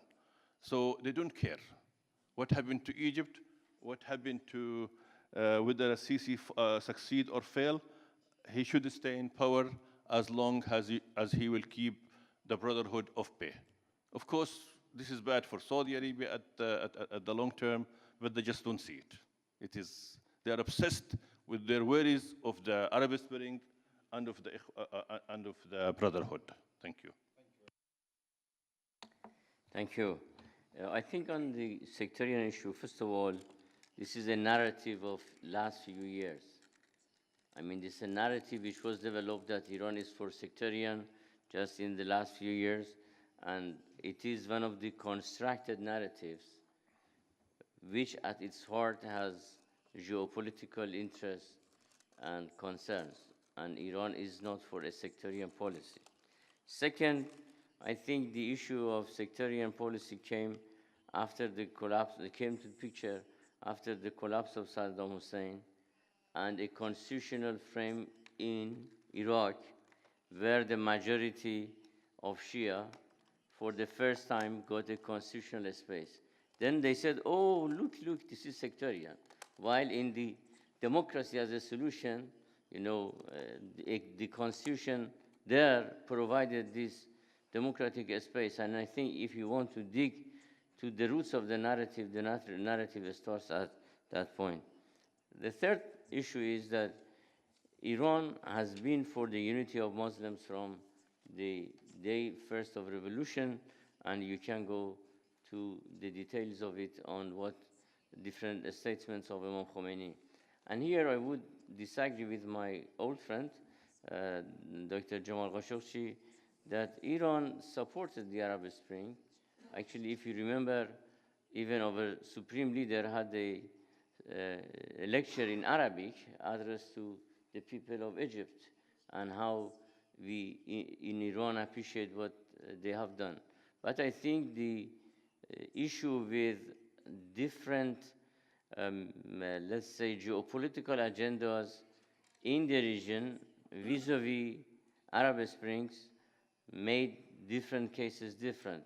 But generally it was, and I think a lot of support for the people, because my final point here is Iran values democracy, and Iran made a revolution in 1906, constitutional revolution, more than a century ago, for just democratic frames, and the Islamic revolution of Iran incorporated some of the elements of these frames which were developed at that time. And then, of course, in our post-revolutionary processes, you see elections, almost elections a year, and elections that you don't know the result. And I would end by saying that we have live debates among candidates on TV. Live debates. And I think everybody should understand that Iran cannot be compared with Saudi Arabia, which still, I think, lacks a constitution. And furthermore, democracy is a process, and it's not a project that can be injected. And I think Iran, in the process of democratic practice, at least needs to be studied.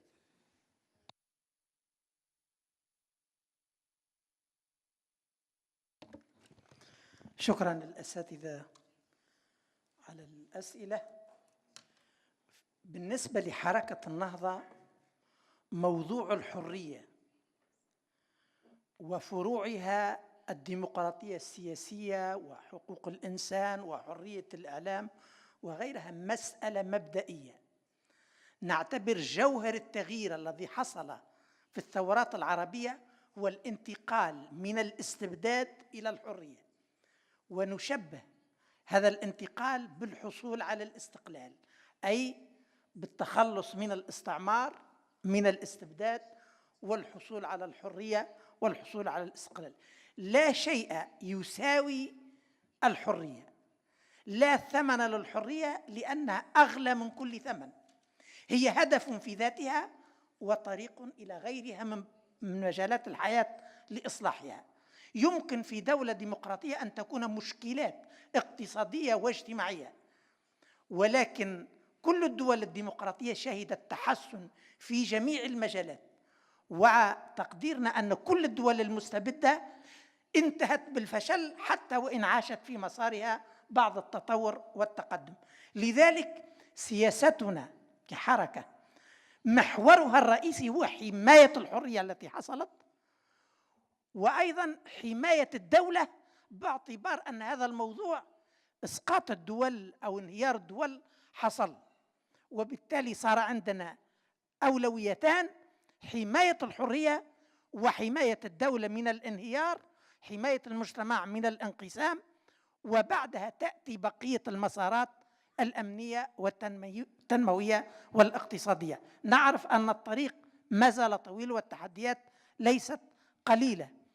الملاحظة الأخيرة متعلقة بسؤال الدكتور جميل وسؤال بعض الإخوة، هو تحول تشهده حركة النهضة من حزب كما قلت كان يصارع من أجل البقاء وقدم الكثير من أجل الحريات والديمقراطية طوال صراعه مع الاستبداد، إلى حزب وطني له مشروع وطني، ساهم مساهمة أكبر مساهمة في أن يكون لتونس دستور ديمقراطي بشهادة الجميع، قائم على المساواة بين المواطنين في الحقوق والواجبات، قائم على الحريات، قائم على المساواة بين الرجل والمرأة، وقائم على أن لكل حزب كما هو في الأحزاب الديمقراطية أن يقدم مشروعه الاقتصادي والاجتماعي في إطار ثوابت الدستور. ولذلك عملية الانتقال هذه هي انتقال في الأولويات، وانتقال إثراء للمرجعيات وتجاوز لعدد من المرجعيات القديمة، وتأقلم مع حزب، من حزب في المعارضة أو يكاد إلى حزب في الدولة، وإلى حزب له دور ليس فقط في تونس بل ينظر إليه أو يجب أن يكون كذلك على أنه شريك في الوضع الإقليمي وفي الوضع الدولي. وشكرا.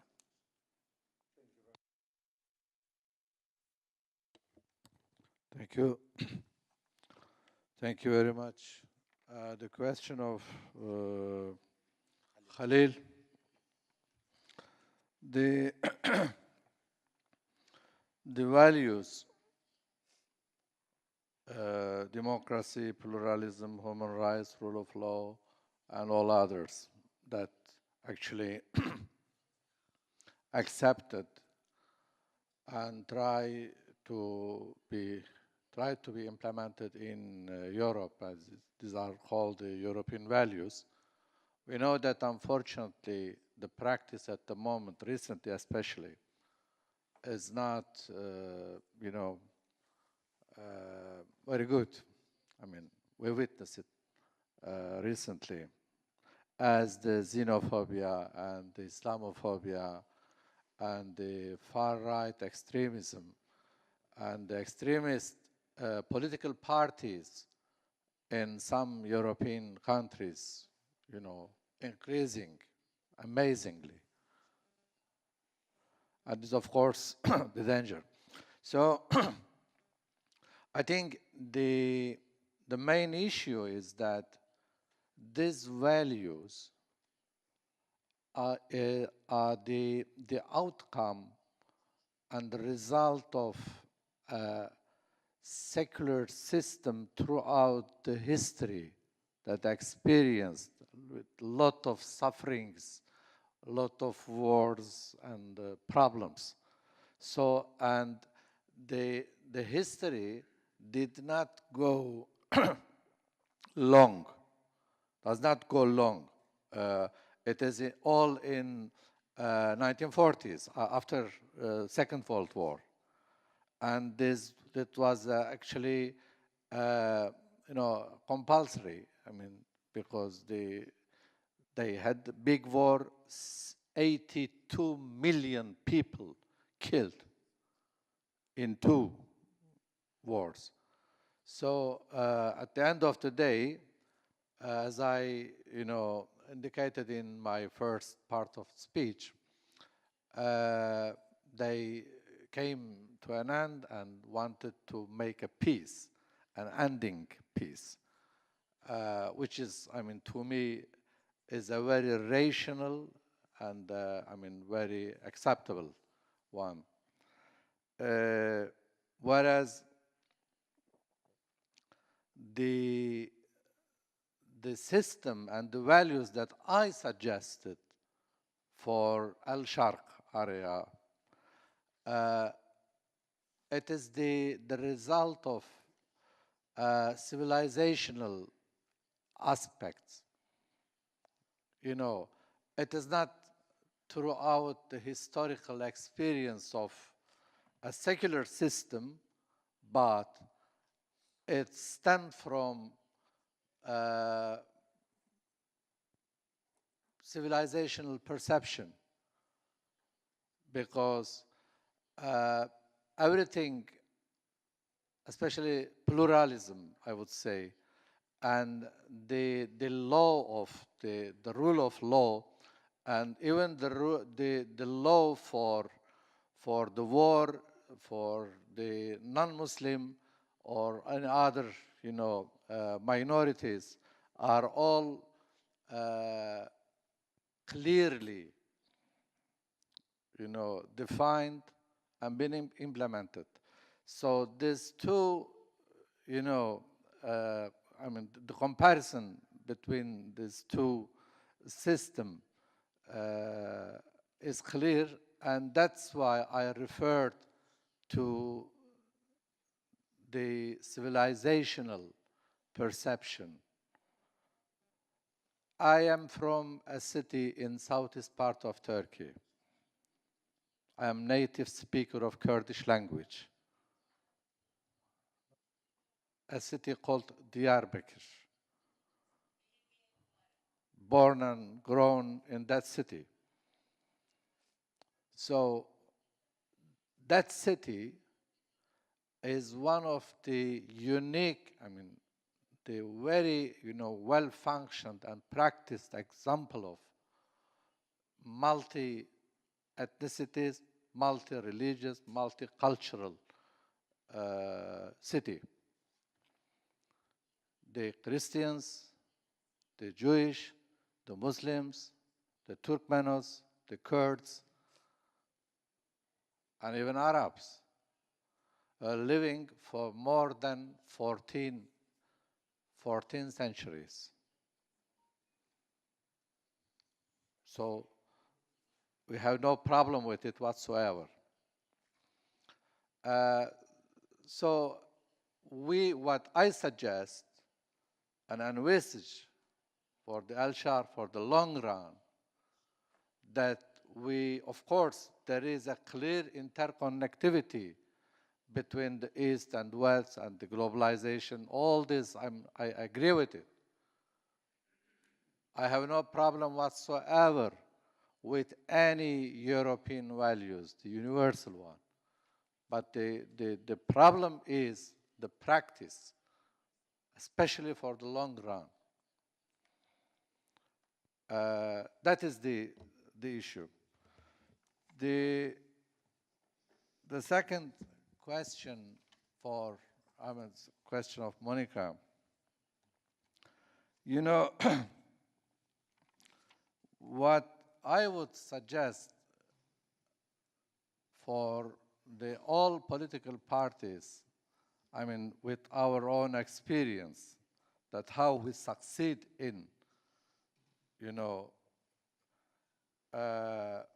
having 21% of the vote of the whole population, and taken from them, and taking the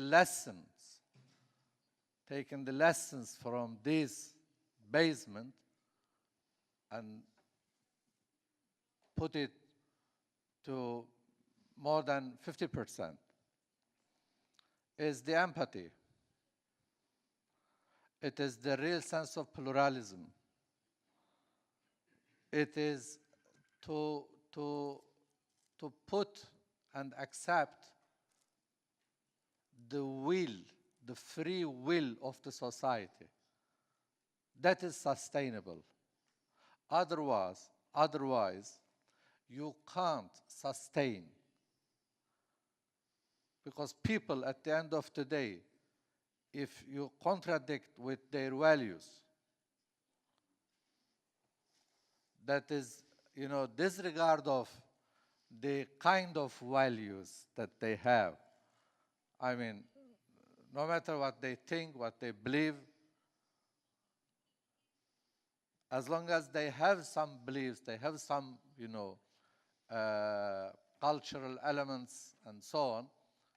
So you have to accept them. You have to respect them. you have to know and consider their will.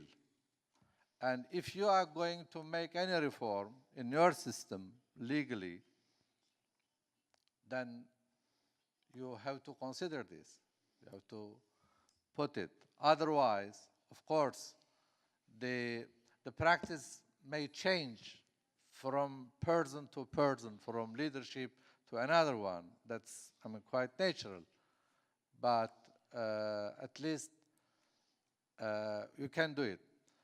I am very sure that taking the right references, the Al-Sharq region and all populations and nations and states and, I mean, the groups in this area can have their own system, I mean, the practically sustainable and can live in peace together. We know that, for instance, in Tunisia, the great sociologist Ibn Khaldun, you know, that is his, you know, motherland, I mean, his country. So we have so many historical references. And the pillars is there, the civilizational perception is there, the history is there, the practice is there. So all issue is that just to focus on it and to have your own cultural elements. But I'm not talking about being sectarian Zionist or nationalistic or ethnically, just motivated any, political parties or ideas. I'm not talking about. I'm not in favor of it. Thank you. Thank you very much, Courtney. I don't think I had any questions, actually. Okay. I'm the right. I have one question from Mr. Jamil Mansour, and actually about how to make sure that the Islamists are going to be more inclusive and all that. For the case of Egypt, for example, I think both the Islamists and the others have learned the lesson the hard way. I think a lot of credits can be given, and I'm not joking, to Mr. Sisi. The practice of Mr. Sisi and the coup actually eventually is going to unite Egyptians again. And what we learned, everybody learned, is that there is a certain minimum of national agenda that everybody who is working for Egypt should conglomerate around. Okay, and this is in practice. For example, if you follow the dynamics that are related to the so-called presidential elections in Egypt, you see that there was a kind of a new status of talk between different political forces in order to try to unite themselves or gather themselves towards one goal, that is to remove Sisi from power and to end the military rule. And this is probably why Sisi was facing all candidates with extreme force. He didn't want any one credible candidate to be in the race, no matter who he is, because eventually everybody would have gathered with that candidate. So this is something I think that everybody learned in Egypt the hard way. In terms of the Islamic movement, if you follow the discussions and the literature, you see a lot of debates and discussions about revisions both in thoughts and in practice, about things like how to distinguish between the work of da'wah and the social work and the competitive partisan politics, for example. How this should, the way we look to this, how this should change for the favor of, or in favor of a better general practice of politics in the whole country, and many other things. So I believe that although the coup and the result of the coup was kind of polarizing the Egyptians to some extent, on the long run, or maybe even the medium term, it will eventually unite Egyptians again against one target and for achieving one specific goal towards a more inclusive political life. Thank you very much. On these very positive notes, we will be finishing the first session. We are already 10 minutes beyond our time limits. Please try to be back here in 11:55, and the next session will be operating from there by Naim Jinnah. Thank you very much.